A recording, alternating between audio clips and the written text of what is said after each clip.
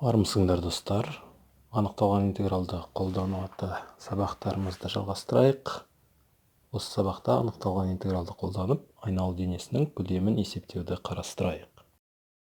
АБ кесіндісінде үзіліссіз f функциясының графигі берілсін. Осы қисық сызықты трапецияны OX осіне қатысты айналдырайық. Осындай дене шығады. АБ аралығын келесідей бөлейік.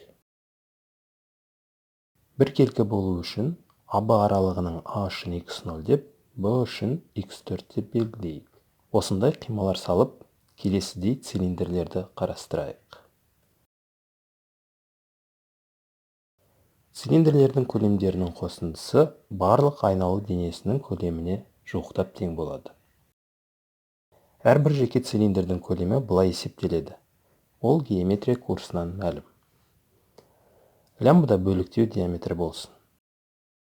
Бөліктеу диаметрі нөлге ұмтылса, немесе бөліктер саны шексіз көп болса, онда цилиндрлер көлемдерінің қосындысы айналу денесінің көлеміне ұмтылады. Мына бір өрнекті тұтас бір функция деп ойласақ, Риман қосындысын көреміз. Риман қосындысынан шек алатын болсақ, ол осы сары функция бойынша анықталған интеграл болады. Көлем осы формула арқылы есептеледі. Мысалы, қажетті формуланы жазып қоямыз. Координаттық жазықтықта есеп шартында берілген қисықтарды салайық. Осындай жазық фигура аламыз. OX осымен айналдырайық. Келесідей дене шығады. Осы дененің көлемі қоршаудағы формулаға сәйкес мына интегралмен есептеледі. Немесе былай жазып алып есептейік. Ізделінді көлем табылады. Мысал,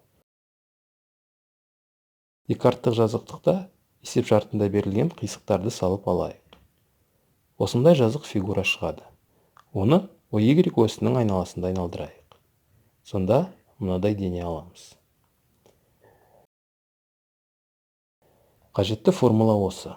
Біз OY осының айналасында айналдыратын болғандықтан, оны былай өзгертіп жазайық. X-ті Y арқылы өрнектеп алайық.